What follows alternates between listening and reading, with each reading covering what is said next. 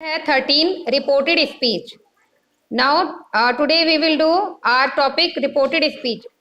Reported speech होती क्या है बेटा? सबसे पहले हम एग्जाम सेंटेंस देखेंगे। आई लव ईटिंग आइसक्रीम। आई love eating ice cream inverted comma के अंदर बंद है बेटा। देखो एक तो आई से पहले एक कॉमा लगा हुआ है, इन्वर्टेड कॉमा बिगिन हो रखा है आई से पहले, और आइसक्रीम के बाद आपका कॉमा नीचे की ओर लग के फिर क्रीम्स के ऊपर भी एक देखो इन्वर्टेड कॉमा क्लोज करने के लिए लगा रखा है।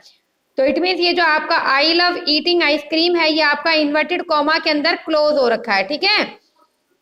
आफ्टर दैट आपको हाँ माइक म्यूट रखिए बेटा आप अपना। उसके बाद बोला है सैड रेशमा, रेशमा ने बोला। तो इसका मतलब आप ये देखिए कि आपको इन्वर्टेड कॉमा के अंदर जो बात बंद है वो है आपकी रिपोर्टेड स्पीच।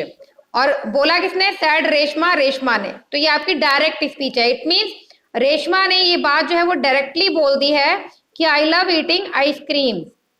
अब नेक्स्ट पॉइंट पर देखो, नेक्स्ट वाली लाइन में देखो यहाँ पर सेम वही सेंटेंस है लेकिन थोड़ा सा चेंज कर दिया है। रेशमा सैड दैट करके शी लव्ड आइसक्रीम कर दिया है। यहाँ पर आपको कोई इन्वर्टेड कॉमा नहीं दिख रहा है, ना तो बिगिनिंग करने के लिए ना ही क्लोज करने के लिए कोई कॉमा नहीं है।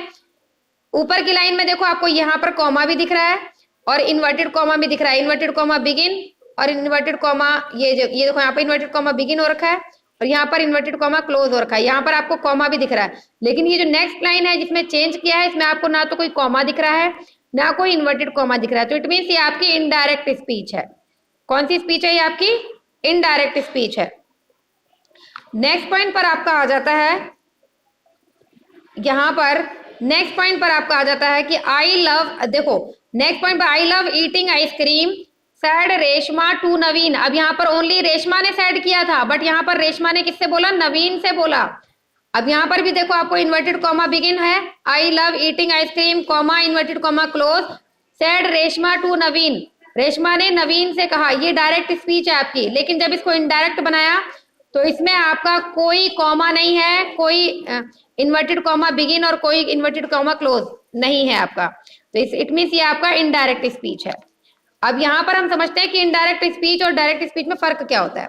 Direct speech says what others have said in their exact word.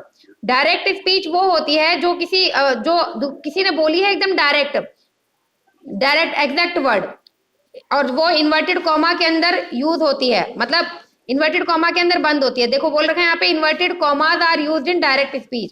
Direct speech में आपके इन्वर्टेड कॉमा यूज होते हैं। नेक्स्ट पॉइंट पर आपका बोला है reported speech, it means indirect speech.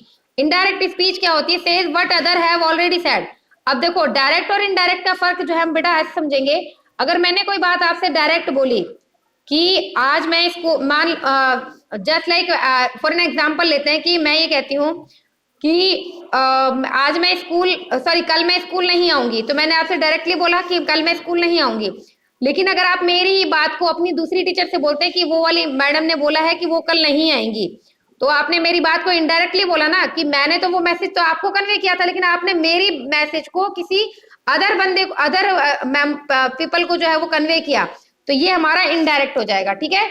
मैंने डायरेक्ट बोला तो वो हो गया हमारा डायरेक्ट और आपने मेरी ही बात को किसी अदर पीपल से बोला तो वो होगा आपका इनडायरेक्ट। तो डायरेक्ट में आपके इन्वर्टेड कॉमा और कॉमा यूज होंगे और इनडायरेक्ट में आपके इन्वर्टेड कॉमा और कॉमा यूज नहीं होंगे।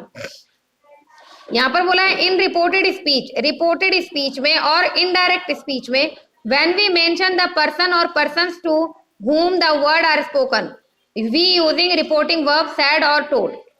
यहाँ पर बोला है कि रिपोर्टेड स्पीच में या इनडायरेक्ट स्पीच में व्हेन वी मेंशन, जब हम मेंशन करते हैं पर्सन को या पर्सन्स को, to whom the word are spoken जिससे हम बोलते हैं, वहां पर हम टोल्ड का या said का यूज करते हैं। जैसे देखो यहाँ पर था सैड रेशमा टू नवीन, रेशमा ने नवीन से कहा। तो इसका मतलब जब हमने इसको इनडायरेक्ट बनाया तो रेशमा टोल्ड नवीन कर दिया, रेशमा ने नवीन से टोल्ड किया, ठीक है।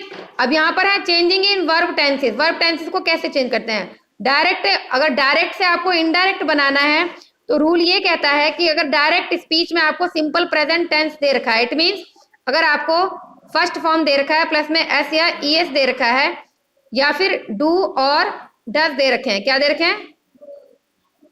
डू और डज। तो आपका सिंपल पास्ट में चेंज हो जाएगा, इट मीन्स आपका सेकंड फॉर्म में चेंज हो जाएगा। किस में चेंज हो जाएगा? सेकंड फॉर्म में।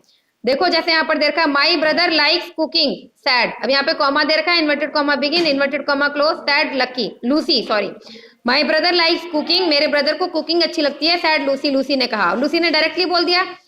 अब यहाँ पर इनडायरेक्टली वे में है, लूसी सैड कॉमा की जगह पर आ गया आपका दैट, और हर ब्रदर लाइक। बेटा अभी हमने इन सब चीजों पे फोकस नहीं करना, अभी हमें सिर्फ रेड कलर के वर्ड पर फोकस करना है। रेड कलर का वर्ड क्या है आपका? First form SAIS। देखो यहाँ पर मैंने लिखा है फर्स्ट फॉर्म SAIS, तो यहाँ पर फर्स्ट फॉर्म है लाइक, लाइक के साथ एस इंक्लूड हो रखा है, लाइक्स हो रखा है। फिर मैंने क्या बोला? Change into second form, second form ये है आपकी, तो लाइक की सेकंड फॉर्म होती है आपकी लाइक्ड। तो देखो मतलब ये है कि डायरेक्ट में अगर आपके फर्स्ट फॉर्म SAIS आ जाते हैं तो आप इनडायरेक्ट में उसको लाइक्ड कर दोगे, सेकंड फॉर्म में चेंज कर दोगे। सेम वही साहब देखिए यहाँ पर हुआ है। अब यहाँ पर बोला I repair cars said the mechanic, लेकिन बेटा यहाँ पर फर्क ये है, यहाँ पर हम रिपेयर का रिपेयर ही हमने क्यों लिया? क्योंकि ये एवरीडे एक्शन है, जब भी कोई काम डेली होता है तो उसमें वर्ब चेंज नहीं होती, वही वर्ब यूज होगी। लेकिन अब आप बोलेंगे कि यहाँ पर तो आई रिपेयर यूज हुआ है, यहाँ पर रिपेयर्स क्यों यूज हुआ है? यहाँ पर आई हमारा प्लूरल है, तो प्लूरल के साथ हम जो वर्ब लेते हैं वो विदाउट एस वाली लेते हैं, तो इसलिए हमने आई रिपेयर लिया था। लेकिन यहाँ पर हमने आई का ही बनाया, तो ही सिंगुलर है, सिंगुलर के साथ जो वर्ब लेते हैं वो विद एस लेते हैं, मतलब एस के साथ लेते हैं, तो इसलिए हमने ही रिपेयर्स किया।